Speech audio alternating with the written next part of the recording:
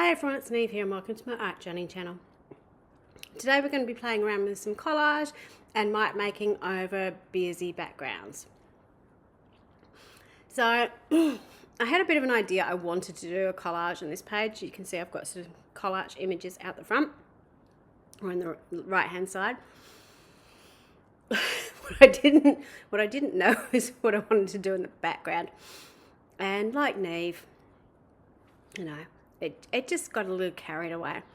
So I started off with some colour paints in the background, and then I put a light coat of purple over the top. I did water it down, and then it was just a bit too watered down, so I went in with a bit of more colour. I honestly have absolutely no idea what the thought process was behind that, whether I was trying to paint out flowers or what, but let's just call it mark making, shall we? Because I had extra paint, obviously I've gone on to the next side. One thing you do need to know about the journal I'm working in, it is obviously a craft journal. And with craft journals, the surface does, the paint soaks in. I'm trying to say that and I can't get my words out, sorry. So it's really, really important that if you want the colours to stay really, really vibrant, that you seal the page, whether it be with a clear gesso or a white gesso. And that will make sure the paint colours stay on top and stay nice and bright. In this case, it didn't really matter that it sank into the background, so you can sort of see the yellow that I used turned into sort of almost a mustardy colour because it sort of sank into the background. But it all works in the end. With the collage piece that I've got, I'm using some paint colour, watercolour pencils over the top to add a little bit of extra detail and colour. So I've blended in some of the pink cheeks, some eyeshadow. I used a gel pen for her eyes. I'm using a Stipple All Pencil and orange on her hair. For the hat, I had an offcut of Dina Wakeley's collage book, the printable books. Just an offcut sitting there. It's like, oh, I could use that. Cut out a little bit of a crown with the words on it. Can't even tell me what that is upside down. That's a terrible teacher me. I think it says thought. So she's got not only this crazy hat, but now she's got a crown. But I just liked it because I thought, oh, it's a good way that I can write into. So clear your head. Enjoy your thoughts. There you go. So I've used it as a bit of a journaling go. Now I could have left it like that, but no, it's me. So I'm putting out some white gesso, and I am stenciling over top of it with this like a dot matrix type pattern. This is something I really like to do when I've got sort of what I call, well, it's not a unified background. So there's different bits of colours. They don't quite all go together. It gives me a bit of a way to tie it all together. Then I decided I'd get a bit clever and I would stencil over the top of it again with the marine paint just to blend it in again, put a little bit of darkness onto it.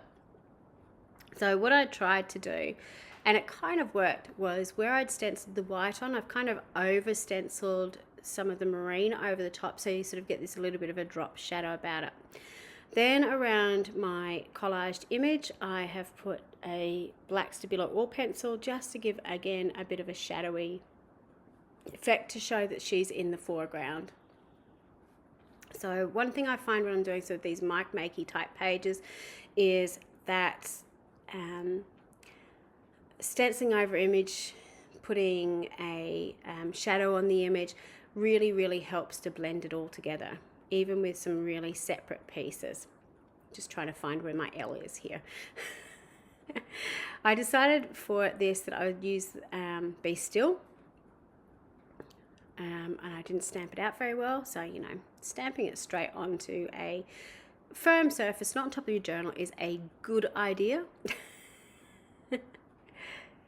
And I couldn't find my L, so I've just used the T upside down, as you do. I still think the L's missing actually. So these are the alphabet stamps from Dina Wakley, nice and chunky. Just stamp them out on to a piece of extra paper, and then going to stick those into my journal as well. With the letters up the top, I've decided to put a little bit of a white shadow on them, or highlight, just to again pop them out a little bit. You do need to be aware with the because I'd written that in Stabilo Oil Pencil, it is water reactive. So even though putting a little bit of paint pen next to it isn't necessarily going to react it, you can get a little bit of black onto your paint pen and so on. So if you really love having a pure pen, you're probably going to have to clean it after doing that. Once I finished and stuck my stamped letters on, then I decided to go all out and make it as busy as possible in the background, because it's me. I've drawn some curvy lines in the background.